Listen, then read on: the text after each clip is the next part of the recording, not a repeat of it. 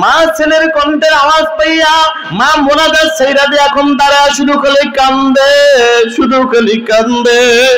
মার চোখে পানি, মার অন্তরে কেমন যেন ভয় ঢুকে গেছে।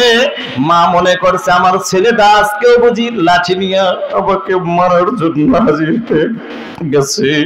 মার চোখের পানি, মা ডাক দেখ আব্দুল খালেক, বাবা তোর পাও দুইটা দে, আমি তোর পাও ধরে বলি, আমি মা তোরে আজকে তোর বউর সাথে কোনো ঝগড়া করি নাই, তুই আমারে মারিস না। ছেলেটা কান্দে আর মা গো মারার জন্য আসি নাই, দরজাটা খোলো।